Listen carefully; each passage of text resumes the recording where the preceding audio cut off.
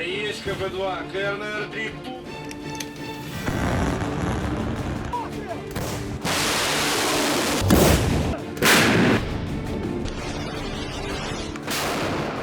Начать экстренную запись.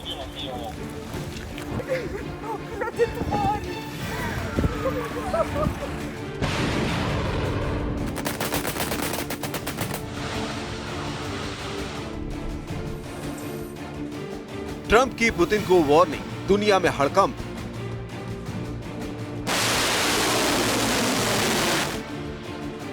रूस को खत्म करने की सीधी धमकी। पुतिन को 10 से 12 दिन का अल्टीमेटम, क्या भड़कने वाली है विश्व युद्ध की चिंगारी?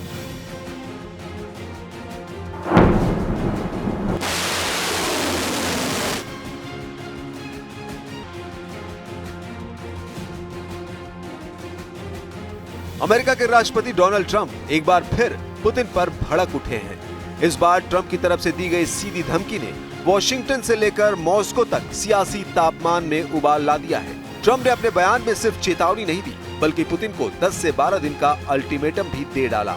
या तो युद्ध खत्म करो या फिर अमेरिका की अगली चाल झेलने को तैयार रहो। खास बात यह कि डोनाल्ड ट्रंप ने पुतिन को यह धमकी उस वक्त दी जब वो ब्रिटेन के प्रधानमंत्री कीर स्टारमर के साथ बैठक में शामिल थे।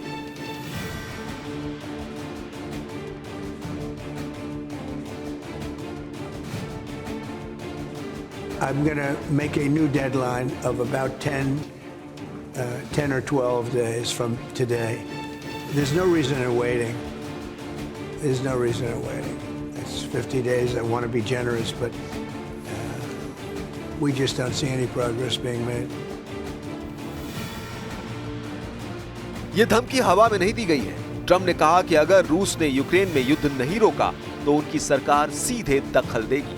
ट्रंप के इस स्टेटमेंट के बाद नेटो कमांडर सेंटर में बैठकों की झड़ी लग गई है और व्हाइट हाउस की बैक चैनल डिप्लोमेसी एक्टिव हो गई है, क्योंकि ट्रंप की तरफ से साफ कहा गया है कि अगर इन 10 से 12 दिनों के भीतर कोई समझौता नहीं होता तो पुतिन को अमेरिका के सख्त एक्शन का सामना करना पड़ेगा। We're going to do secondary sanctions unless we make a deal, and we might make a deal. I don't know. You don't know. It's we've done so many peace deals. This is the one I started out with, and I know President Putin called me. He wanted to know if I could help him with Iran. I said, no, I don't need your help with Iran. I need your help with Russia. And so that's the one deal that continues to linger. अब सवाल ये नहीं कि Putin क्या करेंगे, सवाल ये है कि अगर पुतिन पीछे नहीं हटे तो क्या ट्रंप रूस के खिलाफ सीधा सैन्य एक्शन लेंगे? क्या नेटो एक्टिवेशन के बिना अमेरिका रूस पर अकेले चढ़ाई कर सकता है? अंदरूनी सूत्र बताते हैं कि US defence department alert mode में है। अमेरिका के रक्षा विभाग ने इस बयान के बाद रेड अलर्ट प्रोटोकॉल एक्टिव किया है। बर्लिन से लेकर पेरिस तक सुरक्षा बैठकें हो रही हैं। पोलैंड, रोमानिया और बाल्टिक सागर के आसपास अमेरिकी बेसों में गतिविधियां तेज हो चुकी हैं। ब्लैक सी में अमेरिकी नौसैनिक गतिविधियों में जबरदस्त इजाफा हुआ है। डोनाल्ड ट्रंप का बयान सिर्फ एक चेतावनी नहीं बल्कि एक वैश्विक मोर्चा खोलने की तैयारी है। ट्रंप ने साफ कहा कि अब पुतिन के पास सिर्फ 10 से 12 दिन है। इसके बाद अमेरिका खुद फैसला करेगा। क्या यह केवल प्रतिबंधों की बात है? नहीं। ट्रंप ने जो भाषा इस्तेमाल की है वो सीधे सैन्य दबाव की ओर इशारा कर रही है। एक बार फिर आपको सुनवाते हैं कि डोनाल्ड ट्रंप ने पुतिन को लेकर क्या कहा। You would think, based on common sense, you would think he'd want to make a deal. We'll find out. Any other trade channels conversations with Russians? Reiterating? In what? Reiterating this new pressure on Denver. Yeah, well, we're going to have I mean, well, you're the press. I'm reiterating it to you. Yeah, I'd say 10 to 12 days. I'll announce it probably tonight or tomorrow. But there's no reason to wait. If you know what the answer is going to be, why wait? And it would be sanctions and maybe tariffs, secondary tariffs. You know what a secondary tariff is. And look, the Russian economy, I don't want to do that to Russia. I love the Russian people. They're great people. I don't want to do that to Russia. But this thing, they're losing a lot of Russians. They've lost 1 million Russians. खबर है कि Trump के बयान का trailer रूस में दिखाई देने लगा है। रूस को पहला झटका तुरंत लगा। मॉस्को स्टॉक एक्सचेंज में गिरावट शुरू हो गई। रूसी मुद्रा रूबल पर दबाव बढ़ा और सबसे बड़ा असर ये हुआ कि तेल की कीमतों में भारी गिरावट दर्ज की गई, क्योंकि बाजार को डर है कि अगर युद्ध छिड़ा तो सप्लाई चेन पर बड़ा असर होगा। खास बात यह है कि ट्रंप ने इस दौरान इशारों में रूस के लिए बड़ी बात कही है। Face what they have never imagined, यानी उसका सामना करेंगे जिसकी उम्मीद उन्होंने कभी नहीं की होगी। इसका मतलब सिर्फ आर्थिक प्रतिबंध नहीं हो सकता। ये शब्द सीधे सैन्य हस्तक्षेप, साइबर अटैक या न्यूक्लियर दबाव का संकेत दे रहे हैं। ट्रंप जानते हैं कि ऐसी भाषा का असर ग्लोबली होता है।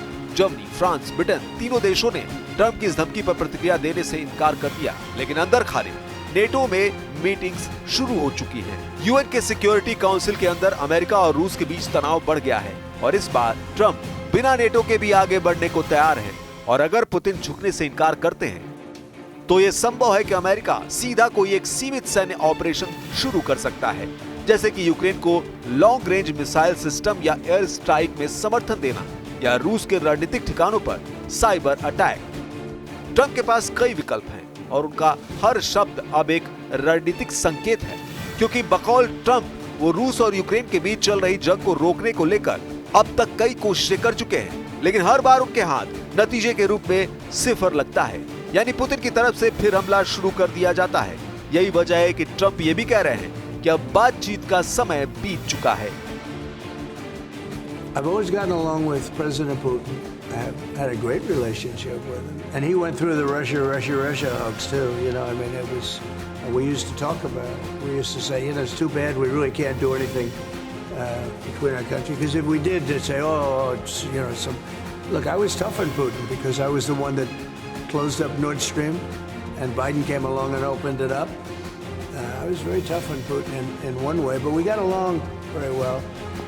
And I never, you know, I never really thought this would happen. I thought we'd be able to negotiate something, and maybe that'll still happen. But it's very late down the process, so I'm disappointed.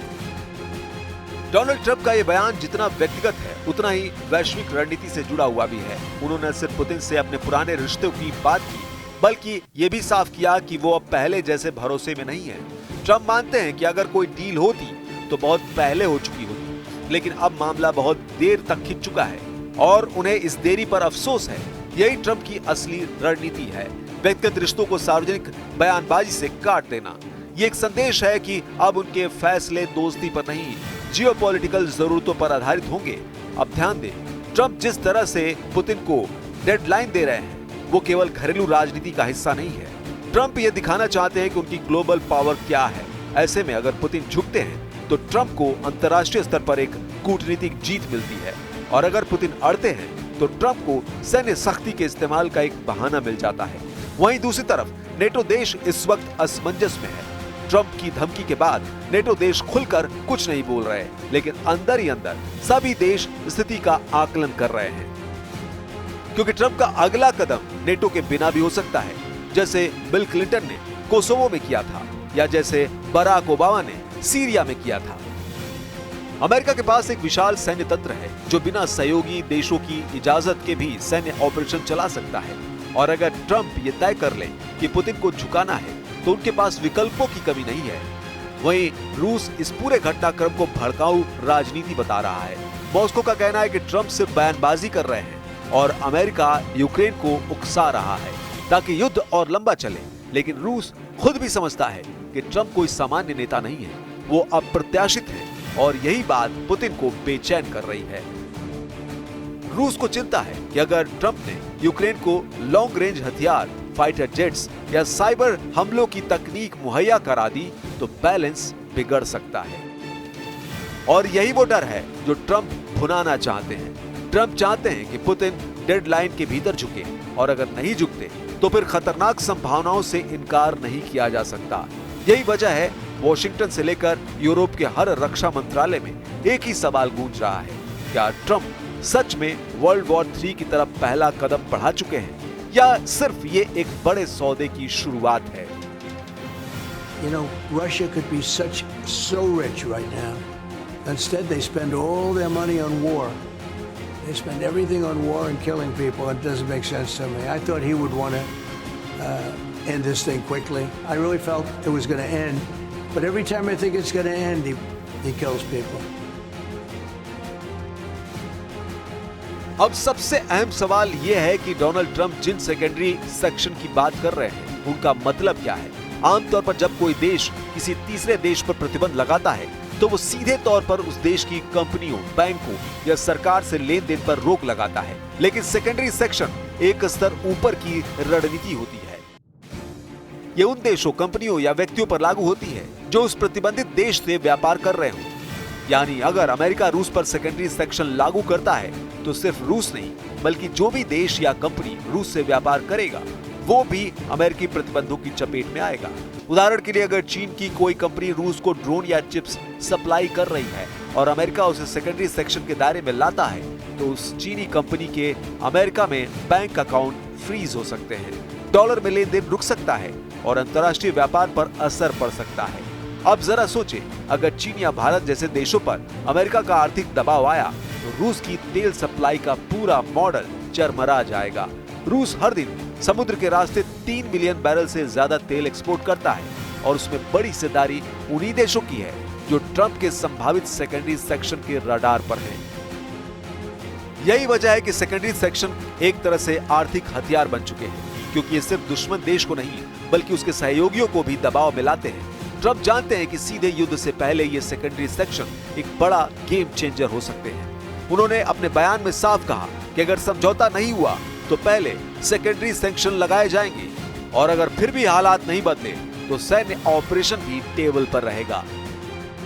America पहले भी Iran और north Korea जैसे देशों पर इस रणनीति को आजमा चुका है, जहां चीन, तुर्की या यूरोप की कंपनियों को चेतावनी दी गई थी कि अगर उन्होंने उस देश से व्यापार किया तो उन्हें भी कीमत चुकानी होगी। इस बार फर्क यह है कि रूस की सप्लाई चेन पहले ही संकट में है। यूरोपीय यूनियन और अमेरिका की बड़ी कंपनियों ने रूस से पहले ही किनारा कर लिया है, लेकिन चीन, ईरान और कुछ सेंट्रल एशियाई देश अब भी रूस को हथियार, ड्रोन और इलेक्ट्रॉनिक पार्ट्स की आपूर्ति कर रहे हैं। ऐसे में अगर ट्रंप ने सेकेंडरी सैंक्शन लागू कर दिए तो इन सप्लायर्स की रीढ़ टूट सकती है। चीन पर इसका खास असर हो सकता है क्योंकि उसकी कई टेक कंपनियां अब भी अमेरिकी मार्केट और डॉलर ट्रांजैक्शन पर निर्भर है। इसलिए ट्रंप का यह बयान, we will do secondary sanction, सिर्फ एक चेतावनी नहीं बल्कि एक रणनीतिक युद्ध है। ये एक ऐसी चाल है जिससे बिना गोली चलाए, बिना टैंक भेजे एक रूस समेत उसके सहयोगी देशों की इकोनॉमी को डावाडोल किया जा सकता है। यही वजह है कि अब ट्रंप की धमकी का जवाब रूस के पूर्व राष्ट्रपति दिमित्री मेदवेदेव की तरफ से भी दिया गया है। मेदवेदेव ने एक्स हैंडल पर ट्रंप को टारगेट करते हुए लिखा, ट्रंप रूस के साथ अल्टीमेटम गेम खेल रहे हैं। 50 दिन या 10, उन्हें 2 बातें याद रखनी चाहिए। पहली बात, रूस इजराइल या ईरान नहीं है। दूसरी बात, हर नया अल्टीमेटम एक खतरा और युद्ध की ओर एक कदम है। रूस और यूक्रेन के बीच नहीं बल्कि उनके अपने देश के साथ। यही नहीं, इस दौरान दिमित्री मेदवेदेव ने अमेरिका के पूर्व राष्ट्रपति जो बाइडेन पर तंज कसते हुए ट्रंप से कहा, पूर्व राष्ट्रपति स्लीपी, जो वाले रास्ते पर मत जाइए। रूस के पूर्व राष्ट्रपति दिमित्री मेदवेदेव से 2 कदम आगे बढ़ते हुए एक और बयान आया। यह बयान है मॉस्को के राजनीतिक सलाहकार सर्गेई मार्कोव का, जिन्होंने ट्रंप की धमकी पर जोरदार पलटवार किया। उन्होंने लिखा, 500 सालों से रूस का जवाब एक ही रहा है, दफा हो जाओ। यानी इस बार भी रूस की तरफ से ट्रंप की डेडलाइन को कोई गंभीरता से नहीं ले रहा है। I don't know. I'm not, you know, I'm not so interested in talking anymore. He talks. We have such nice conversations, such respectful and nice conversations, and then people die the following night with a missile going into a town and hitting. I mean, recently, I guess, the nursing home, but they hit other things. Whatever they hit, people die. So, I don't. We'll see what happens. अब दुनिया की निगाहें टिक गई हैं 10 से 12 दिनों के उस डेडलाइन पर जो ट्रंप की तरफ से पुतिन के लिए जारी की गई है। क्या पुतिन झुकेंगे या एक और ग्लोबल वॉर की नींव रख दी गई है? जवाब जल्द सामने आएगा, लेकिन संकेत साफ है कि 2025 का सबसे बड़ा जियोपॉलिटिकल टकराव अब अपनी चरम सीमा की ओर बढ़ रहा है।